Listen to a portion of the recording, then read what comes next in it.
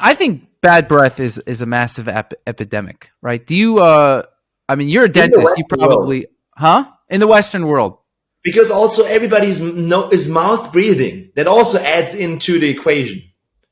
They got a screwed up gut. They're mouth breathing. They're eating a bunch of carbs and sugar. They have crowded teeth. They have cavities. You see, it's kind of like we designed monsters. Our teenagers look like the monsters Weston Price showed 100 years ago, and it's our fault. It's like I go around. I'm like, I'm living in this world where everybody's like Shrek with their bad breath.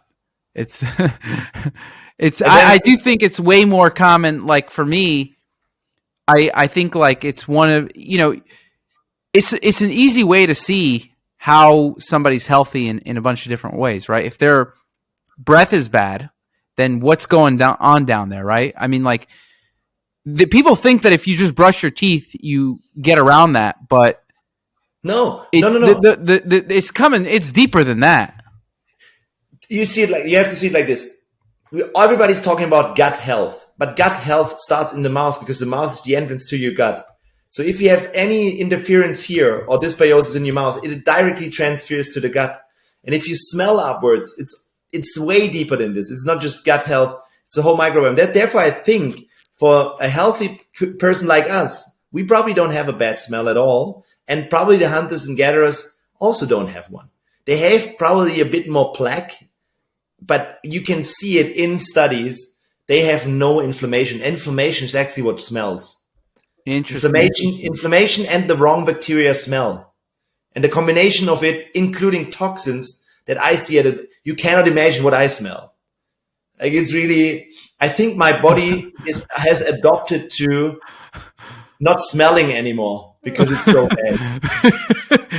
My sense of smell is too strong. It's like in this day and age, it's like, oh man, I can't do this. And I think really, so I remember, I'm a surgeon, I deal with blood on a daily basis. I remember when I was a kid, I couldn't smell blood because of the metal. I don't like that metal taste. I don't smell it anymore. And wow. I'm still very sensitive to that, all the odor of like somebody who has a very bad dysbiosis because of the oral interference. I can smell that in a millisecond. I smell mold in a millisecond. If somebody has mold in their mouth, I smell it in a second. Like I know exactly how that smells. So let's talk about, give me your top 5 hacks, if not 5, then 3 for bad breath. Somebody's got bad breath, and imagine you're living in the Netherlands. You don't care about being politically correct, or, you're very direct. What do you, it was funny. I was in the Netherlands for the Biohacker Summit. And it's just literally, I was in the store. Somebody comes in, and the guy's like, "Whoa, you have terrible breath!" Like right in front of him. The guy's, is like the store owner or whatever, and he's like dissing his customers. He's like, "Yo, oh my gosh, you got to take care of it." He was like making a whole fuss. The guy's like, "Wow, your breath is terrible." He was talking about his breath. I was cracking up. And imagine you're in the Netherlands. Somebody comes in. You got, bad breath. You can tell them 5 things they need to do to get rid of their bad breath. How do you know where it's from? What are the tips? Like, yeah, number 1 is obviously change your lifestyle and nutrition. That's always number 1. Go off the core 4 processed foods. Number 1. Number 2, to actually start coconut oil pulling and do the tongue scraper. It will work as long as it takes until you have that lifestyle covered, because it takes a bit to implement all these things. Okay. Number 3 is most big one, but you can't biohack your way around it straight away. That's why you need a dentist for. At one point, ask yourself these 3 questions that I asked you. Metals in your mouth, root canals, cavitations, so wisdom teeth removed. Any of these will always cause dysbiosis, havoc, bad breath. So nutrition, the right oral health care, and the 3 health killers. How does somebody know where it's coming from? Like, is it the type of smell? It's a but like sometimes it's coming from the gut. You could smell like this person's got bad gut bacteria. Yeah, right? But the gut starts in the mouth. You always have to, if you want to treat the gut, you have to do both. gut is the entrance. The mouth is the entrance because but when you start the saliva and you start chewing, this is when all these enzymes get activated and the whole digestive process starts there. And if you have a lot of different microbes, or let's say bugs in your mouth, the wrong ones, you smell. And it also, you swallow it. Like, I think you swallow about half a liter to a liter of saliva per day. It's thousands of bacteria. So that's why you always need to do both. And this is why I always say, you optimize everything. You have your diet on check. You have the ideal oral healthcare strategy. You are going outside and you do grounding. You go and do hyperbaric. You do the IVs. You think grounding is going to help someone's bad breath? Wait, I'm not just talking about the bad breath. Oh, okay. I just say you do everything for health optimization, but you're still not superhuman and you still have bad breath. Then it is time to see a biological dentist because you maybe have had the wisdom teeth removed, have had metals, or let's say root canals in your mouth. Because if you have root canals in your mouth, you probably most likely smell because there's tons of different bacteria in there lurking and producing their metabolites. And those are sulfur compounds that really smell really bad. Do you think it's normal to have bad breath if you didn't eat for a while or in the morning, or is that a factor of you're not optimal? No, I think it's normal. You think it's just normal? I think that in the morning you will have a little bit of a different breath. It just, you dry it out. It just smells different. I think that's normal. Even if you're 100% optimized, you probably won't smell like flowers in the morning. Interesting. I think my breath definitely. I'll just tell you an interesting anecdote of. I don't say that you smell like ass. That's not what I'm saying. Right. You might like you're not saying if you talk and you could smell it from like 3 meters away. No. Maybe just a little bit different than throughout the day. Okay. I'll give you just an anecdote. I think now that we're on the topic, I found that I used to have nothing. I'd say like just normal morning breath, just typical. Nothing nothing significant. Just it would go away right away if I just ate something small. But I find that my morning breath now actually is not bad, and my main tips is number one, sleep with a dehumidifier, right? Because if your mouth is getting dry, then yeah, that could cause the growth of bacteria.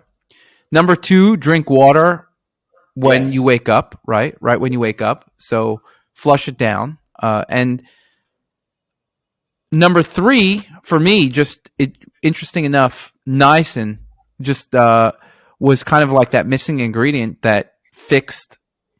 It made my gut work better in a certain way that the bacteria, if I'm fasting, like it used to be if I was fasting, or whether it's because I went to sleep or because I just didn't eat for 10 hours or whatever, my breath would be a bit worse. Now, that doesn't occur after the niacin. Just interesting anecdote. How much niacin? The flush one? I take about 600 milligrams of niacin a day right now. Whoa, but the flush one I take 100 milligrams of the flush with a meal, and then I take a 500 milligram slow release one. Okay. And the flush one, when do you do that? Like breakfast? Yeah, exactly. I take both of them with breakfast. Have you ever tried 500 milligram flush one? I have, but it's not pleasant. That's what I mean. Have you tried it at different occasions? So I tested around with flush niacin 500 milligram at various points of time, before training, directly after training, in between meals or whatever. And it's so funny. And like the most unpleasant experience I had with the flush one was I took it after training. So it amplifies the inflammation. And then I'm like 1.5 hours. I'm like, shit, I'm in surgery and I turned like a cancer red. And I looked like I had the most insane sunburn ever. And you know how it feels, like the whole body. My patient's like, Dr. Nischwitz, what is happening with your face? And I'm like, oh shit, I took it at the wrong time. So yeah, that's. I think the maximum. I like the 100 milligrams is fine. Yeah, 100 milligrams during a meal. If I take 100 milligrams not with the meal, I'll flush. With a meal, I won't flush really. It Same. pretty much won't flush, maybe like very, very slightly. And then the 500 milligram slow release that it's released over 8 hours or something like that. That doesn't, it's nicotinic acid, but it doesn't Yeah. cause the flush because it's slow release. Yeah, yeah. And I find that the more inflamed you are, the more you flush, obviously, at that time. That's therefore after workout is insane. Funny enough, before workout, a high dose, you get a better pump, obviously. Interesting. Do you still take it? Like, is that part of what you do? I don't need niacin on a daily basis, but as soon as I feel any immune system reaction, I take it. 100 milligrams. The flush. Immune reaction in what sense? Like let's say I feel that I caught something. Like, okay, so you're saying to prevent an infection. Yeah, to prevent an infection, or if I feel that I ate something wrong, another infection like in the gut, immediately take the niacin. And you find that helps? Only the flush one works. Only the flush one. Right. With the nicotinic acids, and you're taking 500 milligrams? No, I only take 100 now. 100. 500 was just tests for me to see what's crazy. How long have you been doing that for? The 500? The 100. Oh, this is my pantry for long, so I have that on hold always. And sometimes I go in for like let's do. No, but for how many years, for example? Like you've been doing that for 10 years, 5 years, 1 year, 6 months? I would say at least 5. 5 years you've been taking 100 milligrams niacin when you feel like you're coming down with something. Yes, that's for sure. Yeah, probably even longer, but yeah, for sure. Niacin I think that's a really good protocol. I found that since I started taking niacin, I haven't gotten sick.